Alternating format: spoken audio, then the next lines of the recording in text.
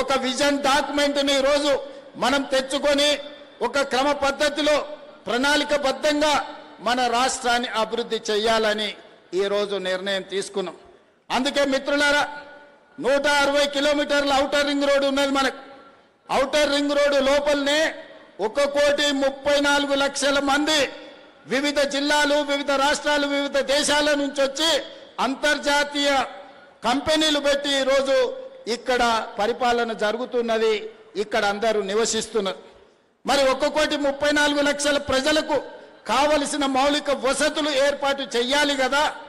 దాంతో పాటు పరిపాలన సమన్వయం ఉండాలి కదా. మున్సిపల్ అండ్ పోలీస్ సిబ్బంది మధ్యలో, పోలీసుకు అదే విద్యుత్ శాఖ మధ్యలో సమన్వయం ఉండాలి కదా. అదేవిధంగా metro, water works, under ground drainage, drinking water, విద్యుత్తు, రోడ్లు, మెట్రో, ఇవన్నీ మూసి ప్రక్షాళన, ఇన్ని పనులు సమన్వయం చేయాలంటే పరిపాలన ప్రక్షాళన చేయాలని నిర్ణయం తీసుకున్నాం. అందుకే ఈరోజు ఔటర్ రింగ్ రోడ్డు లోపల దాదాపుగా 2,100 స్క్వేర్ కిలోమీటర్ల ప్రాంతంలో 1,34,00,000 జనాభా ఉన్న ప్రాంతాన్ని క్యూర్ ప్రాంతంగా, అంటే కోర్ అర్బన్ రీజన్ ఎకానమీగా మనం ఒక పేరు ఇచ్చుకొని 3 మున్సిపల్ కార్పొరేషన్లు ఏర్పాటు చేసుకున్నాం. కొంతమంది అంటారు రాజకీయ స్వార్థం కోసం, ఎన్నికల లబ్ధి కోసం ఈనాడు 3 మున్సిపల్ కార్పొరేషన్లు చేసిండ్రు అని. నేను ఒక్క మాట చెప్పదలుచుకున్నా, ఎన్నికల లబ్ధి కోసం చేయలే, పరిపాలన సౌలభ్యం కోసం చేసినాం. ఈనాడు Hyderabad, Greater Hyderabad Municipal Corporation కావచ్చు, ఈనాడు మల్కాజ్గిరి మున్సిపల్ కార్పొరేషన్ కావచ్చు, లేదా సైబరాబాద్ మున్సిపల్ కార్పొరేషన్, అక్కడుండే ప్రజలతో మీరు మాట్లాడండి, ప్రజాప్రతినిధులతో మాట్లాడండి. ఇవాళ ఈ మల్కాజ్గిరి మున్సిపల్ కార్పొరేషన్ ప్రాంతం, ఈ ప్రాంతం అంతా కలిసి ఒక్క దగ్గర ఈరోజు అభివృద్ధిని మీ దగ్గరికి తీసుకురాదలుచుకున్నాం.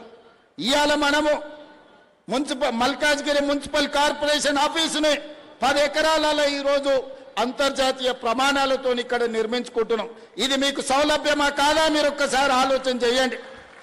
చిన్న పనున్నా, నల్లా కనెక్షన్ కావాలన్నా, ఇంటి పర్మిషన్ కావాలన్నా, ఏదైనా అధికారిని కలవాలంటే ట్యాంక్ బండ్ దగ్గరికి పోవాలి. ఎన్ని బస్సులు ఎక్కాలి, ఎన్ని బస్సులు దిగాలి, ఎంత దూరం పోవాలి, మీరు ఒక్కసారి ఆలోచన చేయండి. అందుకే పరిపాలన డీసెంట్రలైజ్ చేసినాం. అదేవిధంగా పోలీసులకు కూడా ఈరోజు పోలీసు, అదేవిధంగా మున్సిపల్లో కోటర్మినస్ సరిగ్గా ఒక మున్సిపల్ కమిషనర్కి ఎంత పరిధి ఉందో మల్కాజ్గిరి పోలీస్ కమిషనరేట్ కూడా సేమ్ ఒకే రకమైన పరిధి చేసినాం. ఒక జోనల్ కమిషనర్కి ఏ విధంగా పరిపాలన సరిహద్దులు ఉన్నాయో ఒక డీసీపీకి సరిగ్గా అదే విధంగా ఈరోజు ఏర్పాటు చేసినాం. అన్ని శాఖల సమన్వయం కోసము ఈనాడు ప్రక్షాళన చేసి 3 కమిషనరేట్లు చేసి ఇవాళ మల్కాజ్గిరి మున్సిపల్ కమిషనరేట్కు దాదాపుగా ఈ బిల్డింగే కాదు, అదనంగా 1,600 కోట్ల రూపాయలతోటి ఈరోజు పనుల ప్రారంభోత్సవ కార్యక్రమం చేసుకున్నాం. నేను ఇవన్నీ ఎందుకు మిత్రుల ద్వారా ఈరోజు ప్రస్తావిస్తున్నంటే, ఆనాడు మీరు ఎంపీగా గెలిపిస్తే మీరు ఆశించిన అభివృద్ధి ఆనాడు నేను చేయలేకపోయినా, ఈనాడు మీ ఆశీర్వాదంతో తెలంగాణ రాష్ట్రానికి నేను ముఖ్యమంత్రి అయినా, రాజకీయాలకు అతీతంగా ఈ వేదిక మీద ఉన్న మిత్రులకు చెప్పదలుచుకున్నా, ఈ ప్రాంత అభివృద్ధి కోసం ఎన్ని నిధులు కావాలన్నా, ఎన్ని అనుమతులు కావాలన్నా ఇచ్చే బాధ్యత నాది.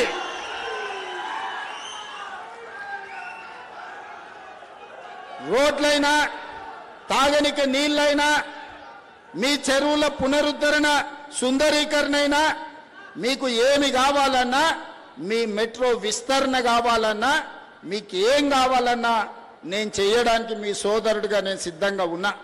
కాబట్టి మల్కాజ్గిరి మున్సిపల్ కార్పొరేషన్ పరిధిలో ఉన్న వివిధ రాజకీయ పార్టీల ప్రజాప్రతినిధులకు ఎన్నికలు వచ్చినప్పుడే ఎన్నికల గురించి మాట్లాడదాం, ఇప్పుడు అభివృద్ధి చేసుకుందాం, సహకరించడానికి నేను సిద్ధంగా ఉన్నా. నిధులు, అనుమతులు ఇవ్వడానికి మా ప్రభుత్వం సిద్ధంగా ఉన్నది. మీకు కావాల్సిన అడిగి, మీరు కావాల్సిన గుర్తు చేసి మీరు సాధించుకోండి. ఇవాళ ఉప్పల్ ఎలివేటెడ్ కారిడార్కి బండారి రాజిరెడ్డి గారి పేరు నేను పెట్టిన. బండారి లక్ష్మారెడ్డి గారు ఈరోజు బీఆర్ఎస్లో ఎమ్మెల్యే ఉన్నాడు. నిజంగానే రాజకీయాలను దృష్టిలో పెట్టుకుంటే బండారు రాజిరెడ్డి అన్న పేరు నేను అక్కడ పెట్టుండేవాడినా మీరు ఒక్కసారి ఆలోచన చేయండి. రాజిరెడ్డి అన్న ఈ ప్రాంతంలో ప్రతి పిల్లగానికి తెలుసు.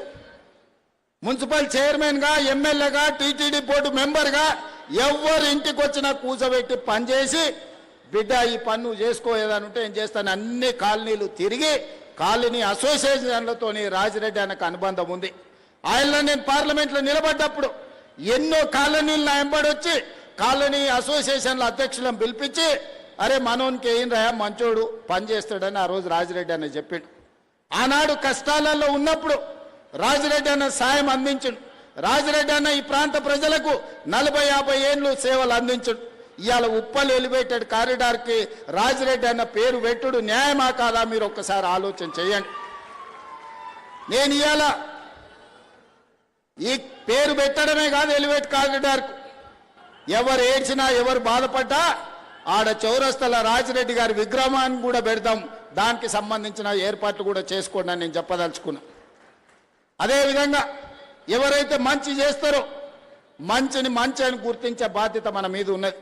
ఎన్నికలు వచ్చినప్పుడు రాజకీయాలు ఎట్లుండాలనో రాజకీయాలు అట్లా చేద్దాం.